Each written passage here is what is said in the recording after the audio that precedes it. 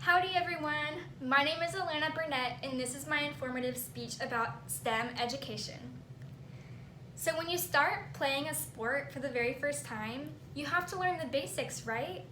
It's even better to start at a young age so you can learn more and practice and get better as you grow up. STEM education exists to help students do just that. Kamsi McAdams, the California Deputy Director for STEM, said that it's just like dribbling the ball in basketball. If you want to play on the high school varsity team, you've got to do more than just dribble.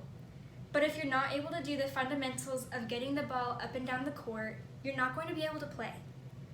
Pursuing a major in college like science and math without learning the fundamentals first is just like signing up for a sport that you've never played. Now you might be saying, so what? How does this apply to me? Well, you'd be surprised because STEM knowledge applies to everyone. In her article titled, The Importance of STEM, Anja Sladovic said that so much of STEM-related knowledge can help us learn about our environment and society. From weather to technology, electricity, and even politics. And all four of these things are things we need in our daily lives, so I know it's important for you to listen today. In this speech, I will inform you about what STEM education is, what students do in STEM, and how STEM students are in high demand today. Now first, let me answer the question of what is STEM? I'm going to have to give you a little bit of background information though before I do that. The emphasis of using STEM education in schools began with an obvious skills gap in high school and college students. In an article published by Gale Cengage Learning, the skills gap is described as the idea that many students are not adequately prepared for jobs that emphasize technological skills such as computer coding or graphic design. The National Research Council says that educators and business leaders have pushed for the inclusion of in-depth training in the sciences and engineering and technical disciplines early in a student's school years. That is why STEM was created. To go into more detail about what STEM actually is, life science contributor Elaine Holm describes STEM as a curriculum based on the idea of educating students in 4 disciplines: science, technology, engineering, and math, in an integrated and applied approach.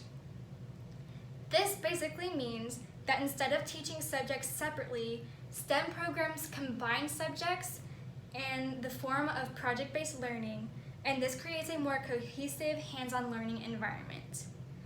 An example of this learning style would be students learning about a species in biology, and then later that day in an engineering class, they're asked to design and build a zoo exhibit and present a model to the teacher.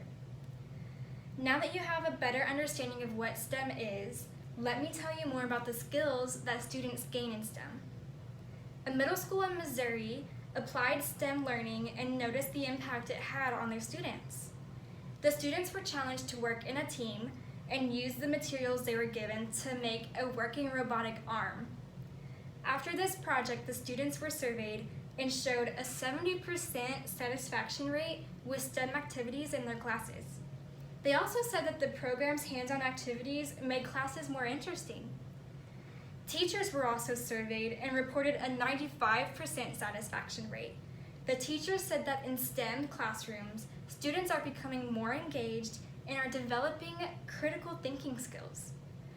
In STEM curriculum, project-based learning uses innovative technology to teach students important skills they will use for their future jobs. Project-based learning encourages kids to begin finding creative solutions to real-world problems, and it develops critical thinking, problem solving, time management, technology skills, and even presentation skills.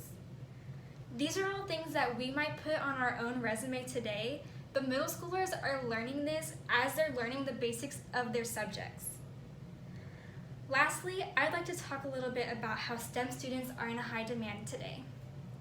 All of the efforts of teaching STEM skills is to meet a need.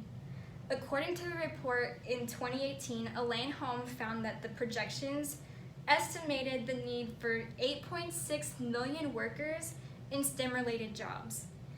While there's an overabundance of STEM-related jobs, there's a large shortage of employees with the necessary skills that they need for those jobs.